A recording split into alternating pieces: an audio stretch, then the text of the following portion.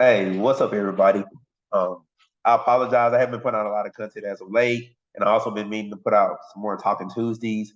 But just school stuff, conferences and stuff, kind of got me put behind on a lot of things. Was actually able to get some phenomenal student shirts made, even though it was a little small, but was able to get some shirts made. But this is gonna be another. It's gonna be what I'm calling Talking Thursday. So this is gonna kind of be a series um, of know your why to your teaching. So it's gonna kind of add to like let's just teach literacy. I'm going to talk about the why and why you do these things. Now that's kind of the big question.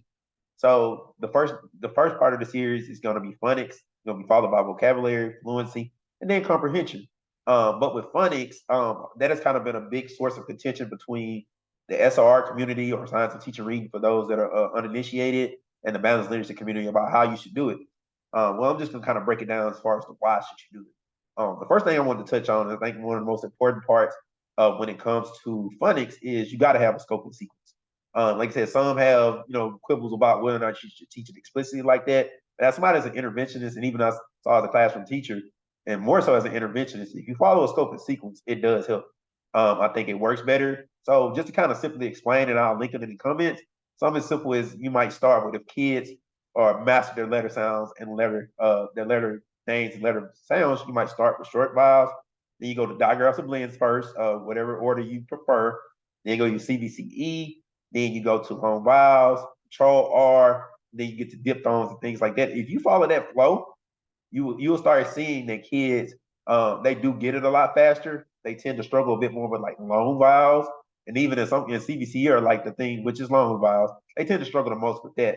I've seen with the other ones they tend to do okay with it if you explicitly teach it, unless there's some type of speech issue or something else going on. But if you do follow that flow, you'll start seeing those gaps close. And this is even something that will take the whole year. In intervention, it could be 10 to 12 weeks, somewhere around that. Then you can get to comprehension, which would probably, with my system, is already starting to be mixed in at certain points. So it is very important to teach it that has a high effect size. I want to say, I might be wrong with the stat, but 0.72.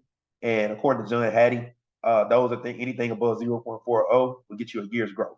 Now, going to the second part of this is still more important at the lower levels, but it's still important to teach it at the lower levels because here's why it's important. And then we'll talk about with the why.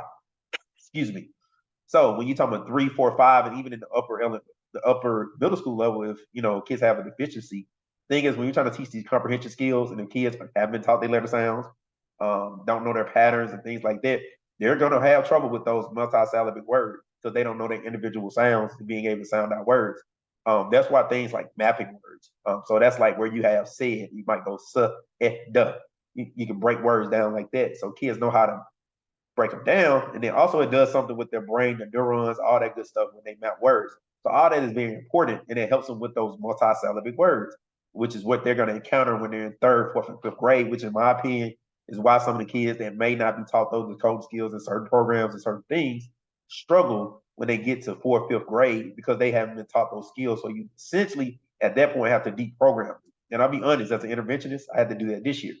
A lot of kids I had to deprogram and pull back to speed them up. Now I've seen some of them start to have a lot of success once I did that, but I had to slow down by a large margin, probably 6 to 8 weeks before I can get into comprehension with them. It will force you to slow down instead of when they get to an M or N or O, they start to fly if you really are teaching the proper comprehension skills and you can get into some of those other components that I'll be mentioning in preceding weeks.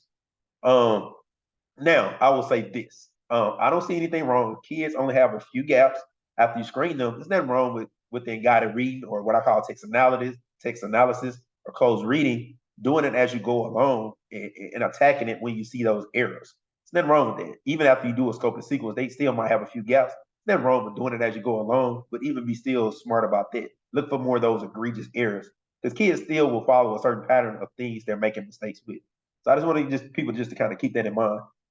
Because just being real, I can end with this statement. Look, kids can't decode, they don't know their patterns, they don't know their phonics, then they're not going to comprehend anything at all. And I just want to be clear for those who kind of listen when I say phonics. Phonics is phonological awareness, phonemic awareness, and just phonics, which is the spelling piece of it. So I just lumped them all together instead of splitting into multiple weeks. But all those different components are very important for our kids learning to read. But that doesn't say that that's not the only component. But as I said, if they can't decode the word, they're not going to comprehend anything. They might have great listening comprehension, but when they actually have to form to read the words, they are going to struggle. So I just want to thank y'all for listening. Talking Thursday, or my first edition of that, but really my second edition of this series. Again, thank y'all for listening. Look forward to next week. I'm going to do vocabulary, then I'm going to do fluency, then I'm going to do comprehension, where I can take a deep dive to some of the things that I do and why it's important. As everybody knows, comprehension is important. Why it's important towards your literacy instruction. Again, I want to thank you. Follow me on TikTok, The Phenomenal Teacher. Follow me on Facebook, The Phenomenal Student. Instagram, The Phenomenal Student. My YouTube channel. Several Twitter, everything. Phenomenal Teacher. And then now I finally got a nice little shirt. So I look forward to bringing more of that stuff, maybe even more on a national level. Things popping. So I just want to thank y'all for listening, and look forward to the next thing I put out.